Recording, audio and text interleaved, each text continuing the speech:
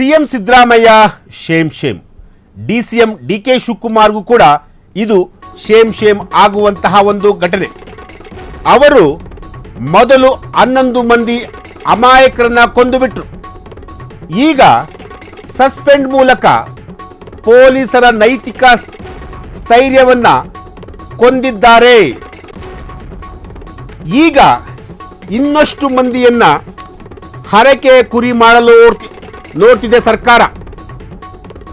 Police ಪ್ರಮುಖರ ಅಮಾನತಿಗೆ R Ashok full ಗರಂ ಆಗಿರುವಂತಹದ್ದು. ರಾಜ್ಯ ಸರ್ಕಾರದ ವಿರುದ್ಧ ವಿಪಕ್ಷ ನಾಯಕ ಆರ್ ಅಶೋಕ್ ಈಗ ಆಕ್ರೋಶವನ್ನ ವ್ಯಕ್ತಪಡಿಸ್ತಾ ಇರುವಂತಹದ್ದು. ಸಿಎಂ ಸಿದ್ದರಾಮಯ್ಯ ಅವ್ರಿಗೂ ಕೂಡ ಶೇಮ್ ಆಗಬೇಕು. ಡಿಸಿಎಂ ಡಿಕೆ ಶಿವಕುಮಾರ್ ಅವರಿಗೂ ಕೂಡ ಈ ಒಂದು ಪ್ರಕರಣದಿಂದ ಅವರಿಗೆ ಶೇಮ್ ಆಗಬೇಕು. 11 ಮಂದಿ ಅಮಾಯಕರನ್ನ ಸಿದ್ದರಾಮಯ್ಯ ಡಿಕೆ ಶಿವಕುಮಾರ್ ಅವರು ಕೊಂದು ಬಿಟ್ಟಿದ್ದಾರೆ ಅಂತ ಹೇಳಿ ಆರ್ ಅಶೋಕ್ ಅವರು ಹೇಳ್ತಿರುವಂತಹದ್ದು.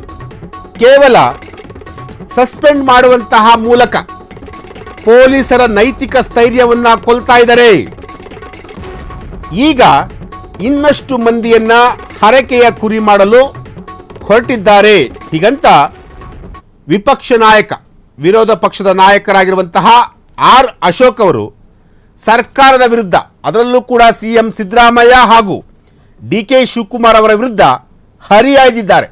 ಅಂದರೆ ಕೇವಲ ಪೊಲೀಸ್ ಅಧಿಕಾರಿಗಳನ್ನು ಸಸ್ಪೆಂಡ್ ಮಾಡಿದ್ರೆ ಮುಗಿದೋಯ್ತಾ?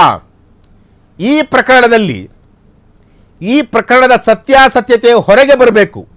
ಈ ಪ್ರಕರಣದ ಹಿಂದೆ ಯಾರೇ ಇದ್ರೂ ಕೂಡ ಅವರ ಮೇಲೆ ನಿರ್ದಾಕ್ಷಿಣ್ಯವಾಗಿ ಕ್ರಮವನ್ನು ತೆಗೆದುಕೊಳ್ಬೇಕು ಅಂತ ಹೇಳಿ ಈಗ ಆರ್ ಅಶೋಕ್ ಅವರು ಸರ್ಕಾರಕ್ಕೆ ಚಾಟಿ ಬೀಸುವಂತಹ ಒಂದು ಕೆಲಸವನ್ನ ಮಾಡಿದ್ದಾರೆ.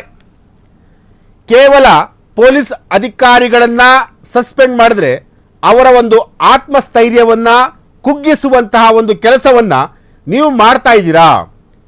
11 ಜನರ ಜೊತೆಗೆ ಇಡೀ ಪೊಲೀಸ್ ಇಲಾಖೆಯ ಆತ್ಮಸ್ಥೈರ್ಯವನ್ನು ನೀವು ಕುಗ್ಗಿಸ್ತಾ ಇದ್ದೀರಾ.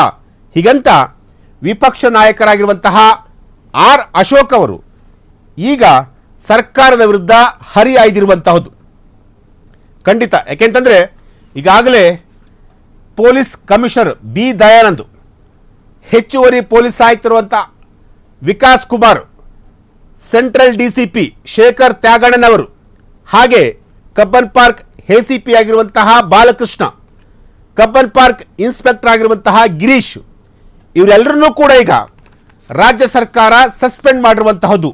ಯಾವ ಕಾರಣಕ್ಕೆ ಅಂತಂದ್ರೆ ವಿಧಾನಸೌಧದ ಮುಂಭಾಗ ನಡೆದಂತಹ ಒಂದು ಘಟನೆ, ಮಹಾ ದುರಂತ ಏನಿದೆಯಲ್ಲ, ಆ ಒಂದು ದುರಂತಕ್ಕೆ ಇವರೆಲ್ಲರನ್ನೂ ಕೂಡ ಈಗ ತಲೆದಂಡ ತೆಗೆದುಕೊಂಡಿರುವಂತಹದ್ದು. ಈ ಒಂದು ವಿಚಾರಕ್ಕೆ ಸಂಬಂಧಪಟ್ಟಂತೆ ಆರ್ ಅಶೋಕ್ ಅವರು ಒಂದು ಟ್ವೀಟ್ ಕೂಡ ಮಾಡಿದ್ದಾರೆ. ಅಂದರೆ ನೀವು ಕೇವಲ ಈ 5 ಜನರನ್ನ ಸಸ್ಪೆಂಡ್ ಮಾಡಿದ್ರೆ ಇಡೀ ಪೊಲೀಸ್ ಆತ್ಮಸ್ಥೈರ್ಯವನ್ನು ನೀವು ಕುಗ್ಗಿಸುವಂತಹ ಒಂದು ಕೆಲಸವನ್ನು ಮಾಡಿದ್ದೀರಿ. 11 ಜನರ ಅಮಾಯಕರನ್ನ ಪ್ರಾಣ ತೆಗೆದಿದ್ದೀರಿ ಅಂತೇಳಿ ಸಿದ್ದರಾಮಯ್ಯ ಡಿಕೆ ಶಿವಕುಮಾರ್ ಅವರನ್ನ ಟಾರ್ಗೆಟ್ ಮಾಡಿ ಅಂತಂತಂದರೆ ಅವರನ್ನ ನೇರವಾಗಿ, ಅವರ ವಿರುದ್ಧ ನೇರವಾಗಿ ವಾಗ್ದಾಳಿಯನ್ನ ಮಾಡಿರುವಂತಹದ್ದು ಆರ್ ಅಶೋಕ್ ಅವರು.